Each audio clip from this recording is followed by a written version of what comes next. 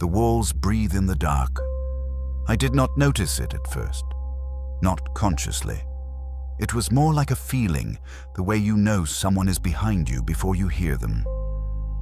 Late at night, when the house should have been settling, I heard it instead, a slow inhale, a pause, then something like a tired exhale.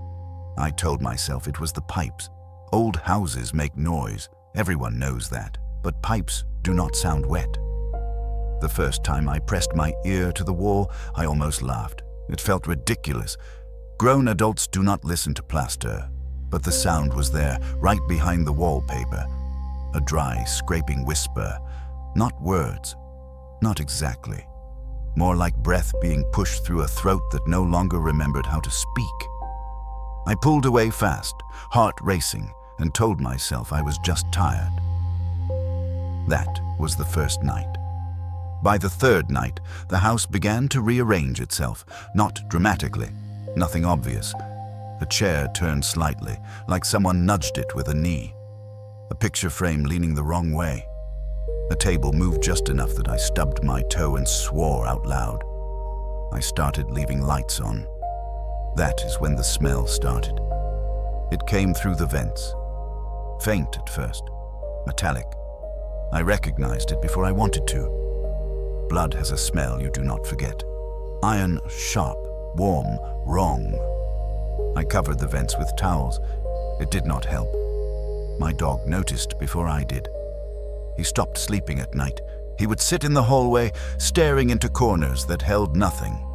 Low growls at first, then barking. He barked until his voice went raw, until his throat bled. I tried to pull him away once. He snapped at me without meaning to, eyes still locked on the dark. I stopped trying after that. Sleep became optional, dangerous even. Every time I closed my eyes, the breathing felt closer, louder. So I stayed awake, watching. Shadows moved where light should have killed them, not crossing the room, just stretching as if the darkness itself was learning how to stand. That is when I started seeing him. Only for a moment, only at the edges, a smear shaped like a man. Too tall, too thin. His limbs bent wrong, not broken, just assembled incorrectly. Every time I turned my head, he was not there, but the air where he had been felt disturbed, like something passed through it and left residue behind. I finally asked my neighbor. She had lived there longer than anyone. The kind of person who knew which houses had stories and which ones made them. She did not let me finish my question. No one has lived there for 40 years, she said. Not unkindly, so just certain. She told me the last family boarded up the windows one night and vanished. No car, no note, no bodies. Just an empty house that refused to stay empty. I laughed, too loud and too fast. She did not. That night, the breathing stopped. The silence was worse. I stood in the hallway listening, waiting for it to start again. Nothing. That is when I noticed the wallpaper. One section bulged slightly, just enough to catch the light wrong. I touched it. Warm.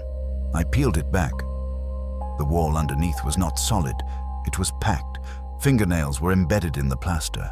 Hundreds of them, layered, pressed inward like hands trying to crawl out. They were still warm. I stepped back. I do not remember screaming.